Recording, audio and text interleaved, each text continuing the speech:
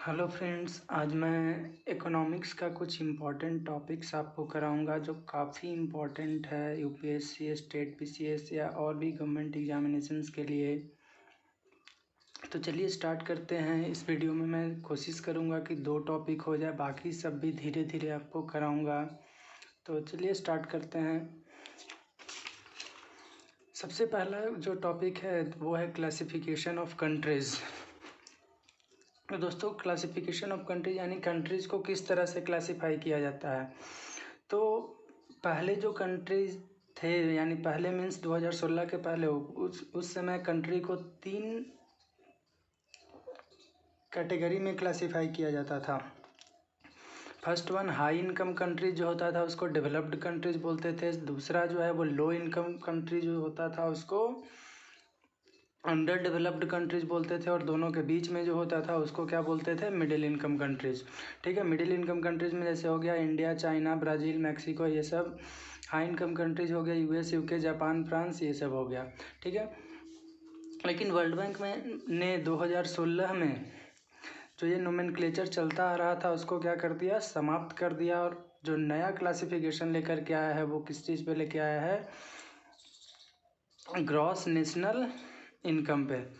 ठीक है, तो ग्रॉस नेशनल इनकम जो होता है, यहाँ पे आपको 2 टर्म समझने की ज़रूरत है। First one is GDP and second one is GNP. ठीक है, मैं यहाँ पे इनकम की बात सिर्फ करूँगा। तो ग्रॉस डोमेस्टिक इनकम जो होता है, यानी आपके कंट्री के अंदर में जितना इनकम जनरेट हो रहा है उसको हम लोग बोल देते हैं क्या, ग्रॉस डोमेस्टिक इनकम। ठीक है, और आपके कंट्री के अंदर में कौन कौन, जितने भी बिजनेसमैन हैं, यानी जितने भी लोग हैं, चाहे वो विदेश से आकर के ही क्यों ना, यानी कोई फॉरेन कंपनी ही क्यों ना आकर के यहाँ पे इनकम जनरेट करवा रहा हो, लेकिन फिर भी वो किस में काउंट हो जाएगा, जीडीपी में काउंट हो जाएगा। ग्रॉस डोमेस्टिक प्रोडक्ट में उसका प्रोडक्ट और जो इनकम जनरेट होगा that is known as gross domestic income. लेकिन जो ग्रॉस नेशनल इनकम होता है वो सिर्फ और सिर्फ आपके कंट्री के लोगों के द्वारा जो कमाया जाता है या जो इनकम जनरेट किया जाता है उसको हम लोग बोलते हैं ग्रॉस नेशनल इनकम। अब आपके कंट्री के द्वारा क्या क्या होगा, तो पहला जो आप कमा रहे हो, ठीक है।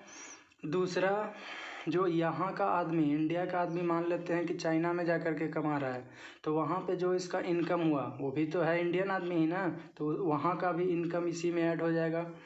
और तीसरा पॉइंट है कि जो व्यक्ति मान लेते हैं कि इंडिया से चाइना गया था, तो कुछ ऐसा भी तो होगा जो चाइनीज कंपनी आ गया यहाँ पे इंडिया में, तो इंडिया में से उसको क्या कर लिया जाएगा, इंडिया में जो इनकम वो अर्न कर रहा है उस इनकम को यहाँ से हटा देते हैं। ठीक है, जो बचा क्या क्या किया, फिर से एक बार रिकैप कर दे रहा हूँ। इंडिया में जितना इनकम रहा वो रहेगा। दूसरा कि जो विदेश में भारतीय नागरिक कमा रहे हैं या भारतीय कंपनी जो भी है वो ऐड हो जाएगा। और तीसरा कि जो यहाँ पे फॉरेन कंट्री जो इनकम जनरेट कर रहा है उसको इसमें से हटाना पड़ेगा, क्योंकि वो इस कंट्री के जीएनआई में नहीं होगा, वो किसके जीएनआई में हो जाएगा, चाइना के जीएनआई में हो जाएगा, यानी फॉरेन कंट्री के। ठीक है, तो जीएनआई बराबर हम लोग क्या लिख सकते हैं, तो एक जीडीपी में दोनों आ गया था, एक जो फॉरेन का कंपनी यहाँ पे था वो भी जीडीपी में आ गया था, तो जीडीपी में से उसको घटाना पड़ेगा। किसको, जो फॉरेन कंट्री यहाँ पे आकर के इनकम जनरेट कर रहा था, यानी income generated by foreign company, और इसमें प्लस कर दोगे किसका, जो हम लोग फॉरेन में जाकर के कमा रहे थे, जो हमारा कंपनी या फर्म्स कमा रहा था, उस इनकम को इसमें आप जोड़ दोगे, तो वही कहलाता है जीएनआई। यानी जीडीपी प्लस एब्रॉड में जो हम लोगों ने कमाया वो वाला उसमें से माइनस कर देंगे, जो एब्रॉड वाला यहाँ पे कमाए वो वाला इनकम को हटा देंगे। तो इसके बेसिस पे 4 कैटेगरी में डिवाइड किया गया है, low income countries, low middle income country, upper middle income country और टॉप इकोनॉमी। तो लो इनकम कंट्री में जिसका पर कैपिटा जो जीएनआई है वो कितना है, 1045 या इससे कम डॉलर अगर होता है तो उसको लो इनकम कंट्रीज बोलते हैं। अगर 1045 और 4125 के बीच में होता है उसको हम लोग बोलते हैं middle income, lower middle income economy. और एक 4126 से 12,735 के बीच में रहता है तो उसको बोलते हैं अपर मिडिल इनकम इकोनॉमी। और टॉप इकोनॉमी में जो इससे ज़्यादा यानी 12,736 से ज़्यादा होता है या इसके बराबर होता है तब हम लोग उसको क्या बोलते हैं, टॉप इकोनॉमी बोलते हैं। ठीक है, तो नेक्स्ट हमारा जो टॉपिक है दोस्तों वो है सॉवरेन बॉन्ड्स। सॉवरेन बॉन्ड्स क्या होता है, देखो सिंपल सी बात है कि जैसे मान लेते हैं हम अपने घरों में हमारा इनकम है मान लेते हैं 100 रुपया और मैं खर्च कर रहा हूँ 110 रुपया, या मेरा खर्च है जो 110 रुपये के बराबर है, तो क्या होगा 10 रुपया जो फालतू का खर्च मैं कर रहा हूँ वो कहाँ से आएगा, चोरी करोगे, नहीं चोरी करोगे तो पकड़े जाओगे। ठीक है, जेल हो सकता है आपको। तो दूसरा क्या है कि दूसरा है उधार ले लें किसी से, उधार लेने के बाद हो सकता है वो कुछ इंटरेस्ट पे मुझे पैसा दे दे, तो उधार लेंगे और फिर उसको इंटरेस्ट के साथ वापस करेंगे। तो गवर्नमेंट के साथ भी यही समस्या है, गवर्नमेंट के पास भी क्या होता है कि एक्सपेंडिचर ज़्यादा होता है और जो रेवेन्यू कलेक्ट करता है वो कम होता है। अब जब रेवेन्यू कलेक्ट करता है वो कम होगा तो क्या होगा, उसके पास भी डेफिसिट हो जाएगा। ठीक है, उसको क्या बोलते हैं, फिस्कल डेफिसिट। ठीक है, कब होता है, जब गवर्नमेंट का एक्सपेंडिचर ज़्यादा हो जाता है, किससे, सोर्स ऑफ रेवेन्यू से। तो गवर्नमेंट भी क्या करेगा, हम लोग भी बोरो कर रहे थे, गवर्नमेंट भी क्या करता है, बोरो करता है। ठीक है, इस समय में क्या होता है, जो कैश था उसका मिसमैच हो गया। मिसमैच का मतलब एक्सपेंडिचर ज़्यादा है और अर्निंग कम है। तो इसके लिए गवर्नमेंट क्या कर सकता है, तो कर सकता है आपके टैक्सेस को बड़ा इंक्रीज़ कर देगा। टैक्सेज इंक्रीज़ कर देगा तो क्या होगा, टैक्सेस को इंक्रीज़ कर देगा तो टैक्स इंक्रीज़ कर दिया तो इसको इनकम आने लगा। लेकिन एक हद तक ही टैक्स को भी इंक्रीज़ कर सकता है। ठीक है, क्योंकि ज़्यादा अगर टैक्स को इंक्रीज़ कर दिया तो सामान बहुत महंगा हो जाएगा। ठीक है, यानी इन्फ्लेशन हो जाएगा, तो इन्फ्लेशन भी ज़्यादा होगा तो वो हमारे इकोनॉमी के लिए अच्छा नहीं है। तो दूसरा काम जो गवर्नमेंट कर सकता है वो क्या है, वो बॉन्ड इशू करता है। ठीक है, बॉन्ड क्या होता है, तो बॉन्ड इशू करने इन द सेंस कि एक पेपर आपको दे देगा, एक स्टेटमेंट, इस पर कुछ लिखा रहेगा पेपर पे कि मैं आपको इतना का बॉन्ड दे रहा हूँ और जितना भी है, जैसे मान लेते हैं 1,000 का है तो 1,000 का बॉन्ड आपको दे दिया, ये आदमी को दे दिया और बदले में आदमी इसको क्या दे दिया, 1,000 रुपया दे दिया। ठीक है, अब ये गवर्नमेंट क्या करेगी, इससे गवर्नमेंट इस पैसे को यूज़ करेगा और उस पर जो भी इंटरेस्ट कमाएगा उसमें से कुछ अपने पास रख कर के बाकी इसको लौटा देता है, यानी इंटरेस्ट भी इस पर आपको मिलेगा, किसको, पीपल को। ठीक है, देखते हैं। तो इट इज़ ए डेप्ट instrument issued by the government, पहले ही बताया हमने। It is similar to taking loans from the market, उसी तरह का है। It promises to pay the buyer a certain amount of interest for a stipulated number of years, यानी निर्धारित नंबर ऑफ ईयर के लिए आपको इंटरेस्ट देगा और पूरा पैसा repay the face value on maturity, यानी जब मैच्योर कर जाएगा तो पूरा पैसा आपको वो लौटा देगा। ठीक है, ये हुआ।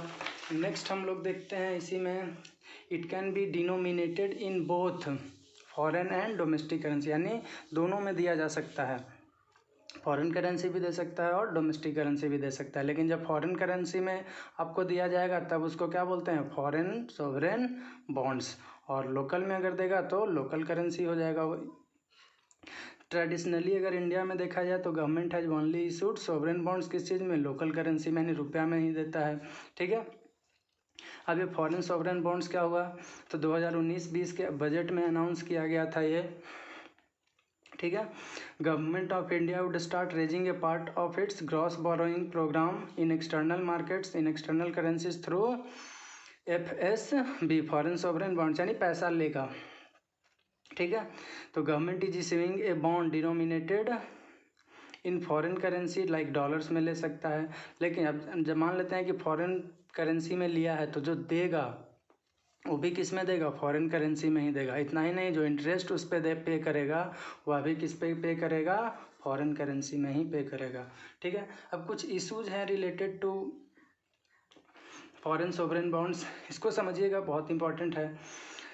तो a government bond issued in foreign currency mostly किस में होता है, डॉलर में होता है, US डॉलर में। तो ये क्या करता है, shifts the currency risk from investor to issuer. ठीक है, इशू कौन कर रहा है यहाँ पे, गवर्नमेंट इशू कर रहा है, इन्वेस्ट कौन कर रहा है, तो पीपल जो है या फर्म है, कंपनी है, कोई भी है वो इन्वेस्ट कर रहा है। इस स्टेटमेंट का मतलब आपको लास्ट तक समझ में आ जाएगा। ठीक है, if A loan is in terms of dollar, ठीक है, अगर डॉलर के टर्म में है और रुपया मान लेते हैं कि कमज़ोर हो गया, ठीक है, तो उसी समय में, जिस समय में आपका बॉन्ड का टेन्योर था, उस दरमियान में, उस टाइम लाइन में अगर रुपया का वैल्यू और गिर गया तो क्या होगा, गवर्नमेंट को ज़्यादा पैसा देना पड़ेगा। ठीक है, यानी उतना ही amount for the same to pay back the same amount of dollars, उसके लिए have to return more rupees. लेकिन if however the initial loan is denominated in rupee terms, लेकिन अगर जो रुपया में देता, डॉलर में नहीं दे करके रुपया में ही देता, तब क्या हो सकता है, जो निगेटिव फॉल आउट है would be on the foreign investor, यानी जो निगेटिव इम्पैक्ट पड़ रहा है वो किस पे चला जाएगा, फॉरेन का जो इन्वेस्टर आया हुआ है उस पे चला जाएगा। कैसे, अभी एक और एग्जांपल इसमें देखते हैं, पूरा क्लियर हो जाएगा। इमेजिन करते हैं 10 साल के लिए कि क्या लिया गया है, सोवरेन बॉन्ड जो इशू किया गया है गवर्नमेंट ऑफ इंडिया के द्वारा। एक है $100 का यूएस में और दूसरा है 7,000 का इंडिया में। अभी हम मान लेते हैं कि $1 बराबर कितना है, 70 रुपया है, मान लेते हैं इसी एग्जांपल के लिए। तो $100 यूएस में, यानी इंडियन वैल्यू के हिसाब से देखोगे तो 7,000 ही, 7,000 यूएस में भी और यहाँ पे भी 7,000 किया है। ठीक है, क्या किया है, बॉन्ड इशू किया है। ठीक है, तो as such at the time of issue, मान लेते हैं कि जब इशू करने जा रहा है तो दोनों वैल्यू क्या है, यहाँ पे सेम है। अब जब टेन्यूर पास कर गया तो मान लेते हैं कि उस समय पैसा, रुपया जो है उसका वैल्यू गिर गया और वो $1 बराबर कितना हो गया, 80 रुपया हो गया। ठीक है, जब अब अगर 80 हो गया तो दो केस हम लोग लेकर के चले थे, एक $100 का, दूसरा 7,000 का। तो फर्स्ट केस में क्या होगा, यानी $100 वाले केस में गवर्नमेंट ऑफ इंडिया को कितना पे करना पड़ेगा, $80 हो गया था, कितना 70 उस समय, अब 80 हो गया तो उसको 80 के हिसाब से पे करना होगा, यानी 7,000 नहीं बल्कि कितना पे करना पड़ेगा उसको, 8,000 पे करना पड़ेगा। लेकिन जो दूसरा केस हम लोग देख रहे हैं, सेकंड केस में क्या होगा, इट वुड पे एज 7,000 ही पे करेगा, क्योंकि ये रुपया के टर्म में ही था। ठीक है, और and this ₹7,000 will be just equal to $87.5 at the end of tenure. ये कैसे हुआ, तो पैसा तो 7,000 ही है और डॉलर का $1 बराबर 80 हो गया, तो 80 से डिवाइड कर दोगे तो कितना आ जाएगा, ये 87/5 eight the end of tenure.